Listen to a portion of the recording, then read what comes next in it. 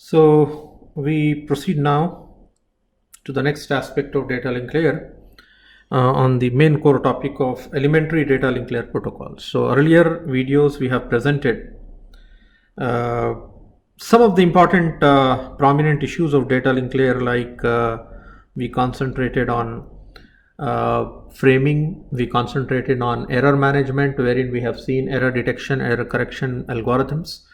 Now the next is a very important aspect, the design of data link layer protocols for data transmission.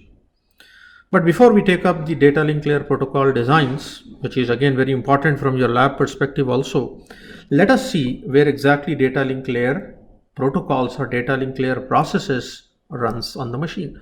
For example, this is the host. Host means, some people even call host as end system. The host or end system or the machine where I am trying to work. This is my application. This may be a browser. This may be some client. Okay, some application, network application. We have seen earlier what are the various network applications.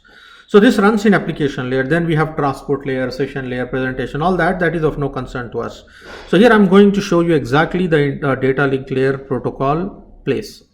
So first I have the network interface card, Ethernet card, which is configured with physical layer protocols, physical layer processes, and some part of link layer, generally like MAC, medium access control, if it is a local area network.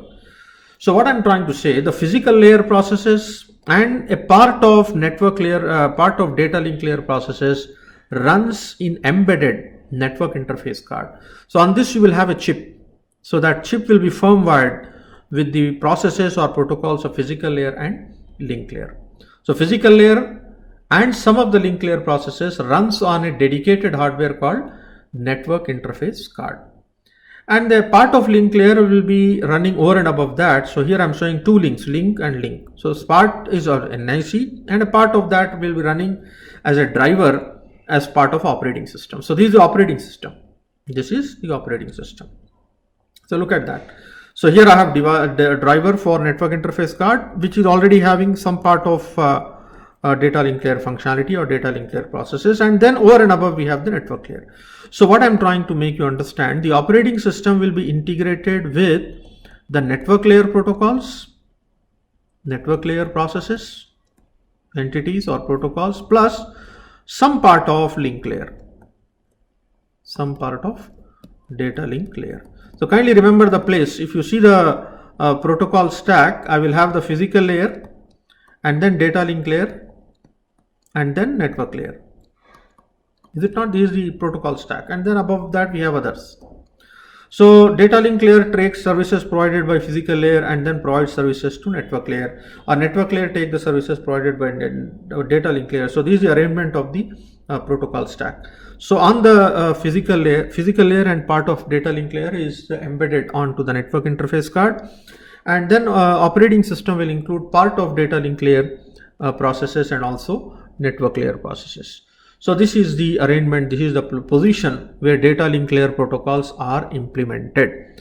Now in some aspects it is network interface card, and in some other cases these processes of physical layer and link layer are offloaded to a dedicated hardware also called network accelerator. This is also sometimes called this in place of NIC. It is also a special hardware by name network accelerator. Network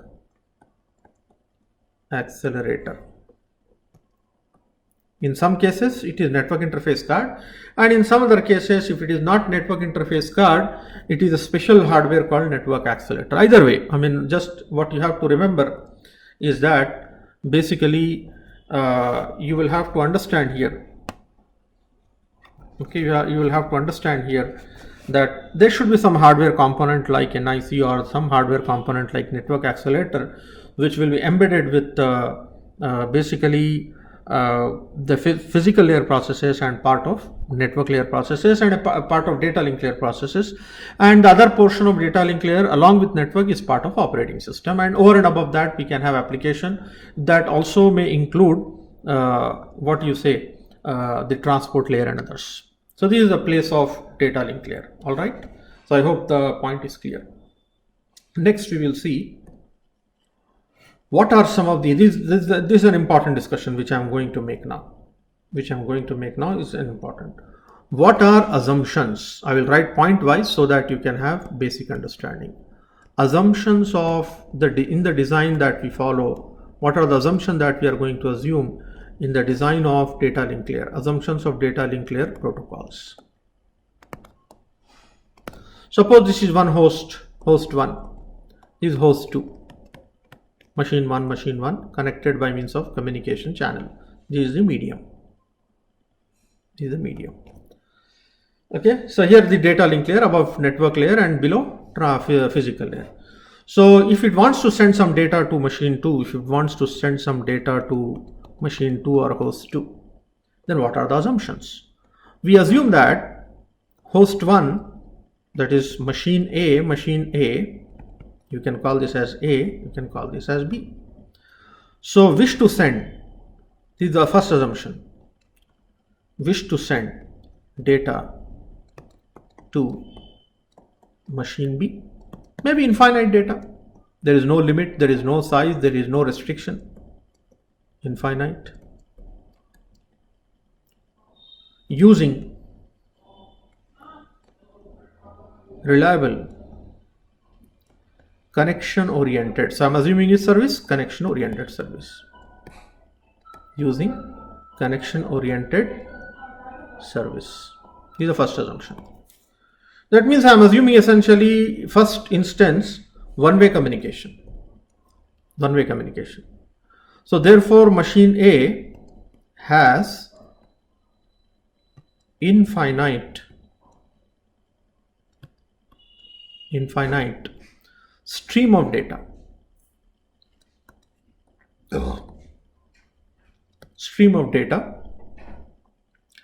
And never has to wait. This is an important part. Never has to wait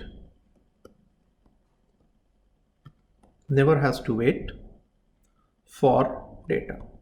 Meaning, whenever machine A want to send some data, it assumes that machine A has infinite data. There is, whenever it requests to network layer for some data, network layer will always give the data to it. That is what the meaning, has infinite stream of data, so that the machine doesn't have to wait at any point of time. That is what I'm trying to say. Okay, that is the meaning, has never wait. We also assume for simplicity initially that machines A and B are never, or I will remove R, I will just say never crash. We assume machines will never crash. So therefore I assume error-free machines, which is unrealistic. Is it not? It is unrealistic. And what is the paradigm? What is the protocol to be forwarded? The data link layer accepts a packet from network layer. Okay, and then I'll write in the next slide, and then encapsulate it, and then encapsulate the packet in the frame, because we use frame at the data link layer, right? In the frame, by adding header and trailer. Trailer will include nothing but the checksum information. Header will include the source MAC address, destination MAC address, as I told in my earlier classes. And we also assume that our programmers, library procedures are assumed to exist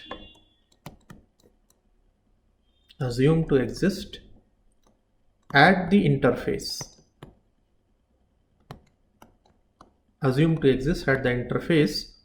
For performing, I'll talk about this, what I'm saying, for performing housekeeping operations.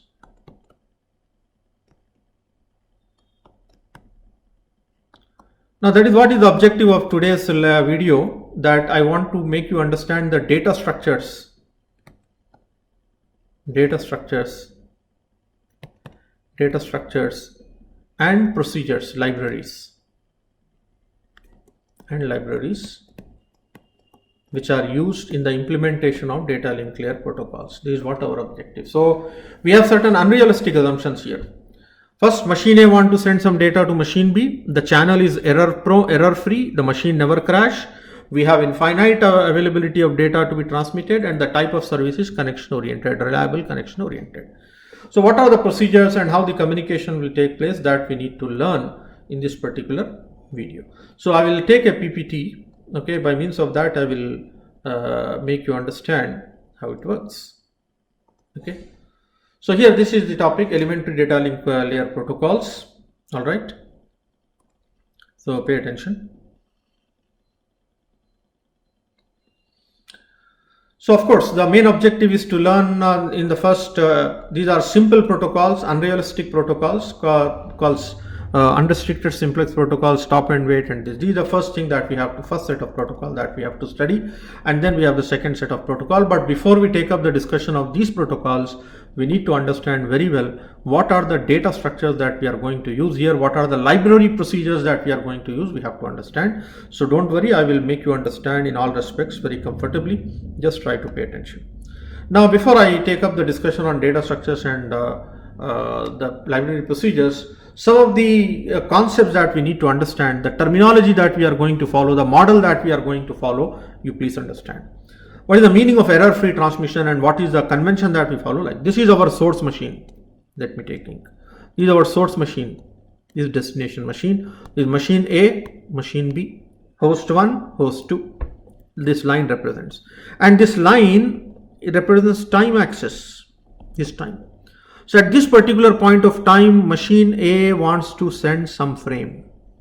So it starts from this time, and with a delay of this much, it arrives at the other end at machine B with this transmission time, propagation time here. Then machine A wants to send after some more time frame 2. So frame 2 starts at this particular time, reaches at this in this duration of time here, frame 2, then frame 3, frame 4. So whatever is being sent by source is accepted by destination, that is error-free transmission. Then what is the meaning of transmission with losses or errors? Like source A first has sent frame 1, successfully arrived. Frame 2 has been sent but it is lost, it cannot come. Frame 3 arrived. Frame 4, it got this line, this arrow indicate that it is garbled, got corrupted. Frame 5, this is transmission with lost, this is lost, this is error. Some convention, we follow this convention in the data link layer protocols. Okay. Now remove this.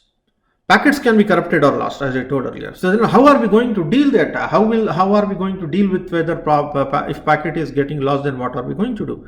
We use a concept called ARQ, automated repeat request. Right? There is a concept which we use in our protocols called ARQ protocol. We'll come to that later. But here we will have the mechanism that we are going to follow for improving the reliability of transmission. How? By using acknowledgement concept and retransmission. Suppose if the channel is error prone channel, this is the channel connecting sender and receiver by means of channel, this is error prone, right? So how are we going to ensure that the whatever frame I send is received? By using a concept called acknowledgement. So we use an acknowledgement concept, right? So the time after sending every frame which is likely to get garbled, which is likely to get corrupted or lost, we avoid that concept, or we try to deal with that concept by using a timeout. We set a timeout interval. So sender will send the frame and set a timeout interval saying that within this timeout interval of, let us say, 10 seconds, I should get the acknowledgement. Acknowledgement specifying what? Specifying or indicating that I have received the frame. I have received the frame. So this acknowledgement comes within the timeout interval. Then sender understand that, okay, whatever I have sent has been received by the receiver. Now look at this. So what happens? Frame has been lost here. It has not reached the receiver. So this will time out. So after that, it will retransmit. That's how reliability is ensured. Retransmit the same frame and then acknowledgement comes. So these are the rules, right? This approach of sending the acknowledgement or waiting for the acknowledgement is called automated repeat request. I mean, request is repeated again, right? Automatic repeat request with a timeout. So that is the policy of this. So reliability is increased or improved by a concept of acknowledgement with retransmission. So this approach of sending the acknowledgement and sending the frame again with a retransmission is called ARQ, automatic repeat request. Okay, what are the issues here? Main issue is how much should be the timeout. How much should be the timeout? What should be the timeout interval? So that we'll learn later point of time. Okay, on what parameters do we govern? Then how are we going to deal with duplicate error? Some duplicate frame. Sometime what happens is duplicate frame timeout. Already a frame might have been sent, accepted. Acknowledgement is lost. If acknowledgement is lost, it will retransmit. And when it retransmits, if the retransmitted frame also comes at the receiver side, then it will lead to duplication. Like look at the previous one. Look at the previous one. Sometimes it happens acknowledgement is lost. If acknowledgement is lost, then it will retransmit the frame, is it not? And then how will the receiver know whether the retransmitted arrived new frame is a previous one, is a duplicate or an original one? So that is what is meant by dealing with duplicate frames. So how to deal with duplicate frame? That is done by using a concept called sequence numbers. We will learn at later point of time. Every frame may be associated with sequence number. I have shown you that sequence number in Wireshark, or maybe in live class I will show you, not here. So sequence numbers can be used to distinguish whether the arrived new frame is a original one or a duplicate one. Sequence numbers. In Wireshark you can see the sequence numbers of the frames. So that is the meaning of sequence numbers. Like here it is shown. Meaning of if acknowledgement get lost. Here sender has sent the first frame, acknowledgement, but acknowledgement is lost. Acknowledgement is lost. Then it retransmits the frame. So now when this retransmitted frame come, already it was arrived. This frame was arrived already. Same frame has arrived again. So how will the receiver identify that this is a new frame or original one? Because it will acknowledge this. So for that can be done by using sequence number. Suppose if I use sequence number 0, this will also have again sequence number 0. So it maintains information to know that sequence number 0 has already been received. So therefore it can discard this as a duplicate frame. Got it? So that is the meaning of need for sequence numbers. So that's what here is said. Now what is happening? Suppose the timeout interval is lesser than acknowledgement. Again, problem will happen. That before the acknowledgement comes, it has timed out and again sent. So this will again be a duplicate. So how to deal with this duplicate? Again by means of sequence numbers. So we have learned two things here. One is the concept of retransmission and the other the concept of sequence numbers. So retransmission is done to improve the reliability of the channel, reliability of the transmission, and sequence numbers is used to deal with the problem of duplication. So next. Okay. Then what are the data structures? These are actual objective of today's video, please. What are the data structures and the library procedures which are used in the design of data link layer protocols? So please follow me. The packet size which is transmitted by the network layer. Okay, I will use a different ink. I'm assuming maximum packet size coming to the data link layer is 1024 bytes. And I'm introducing some data structures by name Boolean, which can take two values, true and false. Then the sequence number, which I told just now for frames and acknowledgement numbers, here it is a type def unsigned sequence number. So these are data type of type integer dealing with sequence numbers. I'm defining a structure called packet used at the network layer, which comes to the data link layer having nothing but an character array of maximum packet size. So packet size is 1024 bytes. I'm defining frame kinds of frame. There are different types of frame. What are data frame, acknowledgement frame? NAK means negative acknowledgement. What is NAK? NAK is negative acknowledgement. Means if the frame is garbled, corrupted, then we say negative acknowledgement. So type of frame which can come to which can be sent by the sender or at the receiver that we receive is either data frame or acknowledgement frame or negative acknowledgement. Now what is the frame format? The frame will have the following fields. Look at that. Frame kind. Is it data, acknowledgement or negative acknowledgement? Sequence number, or is it an is it carrying an acknowledgement?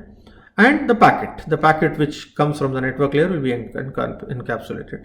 So this is the format of the frame. So if you see it in the form of diagram, it will have frame kind as part of header, and then sequence number, and then acknowledgement number. We'll talk about this acknowledgement number later, and then packet, the actual packet here.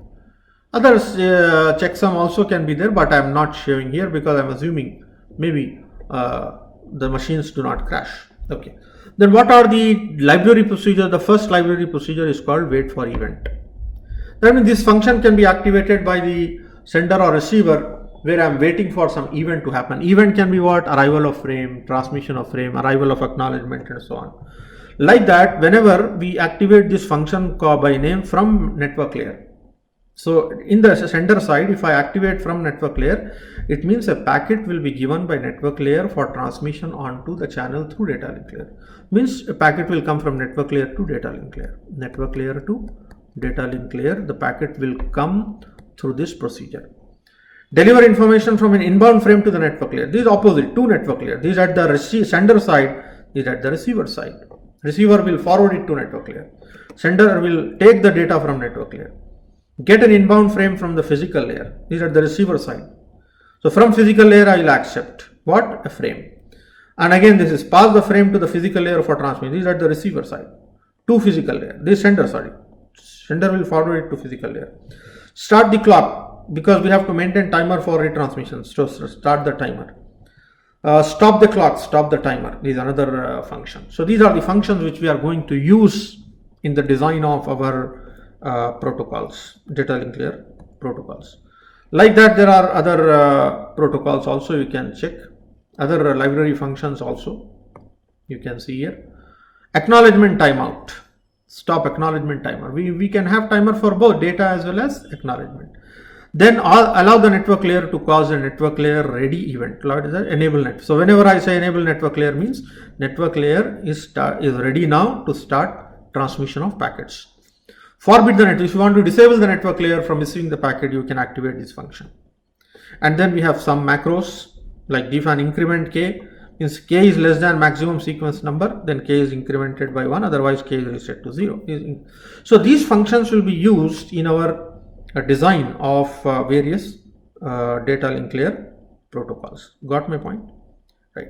So with this, we are now ready to start our discussion with the design of various data link layer. There are, in the first instance, three protocols we are going to learn.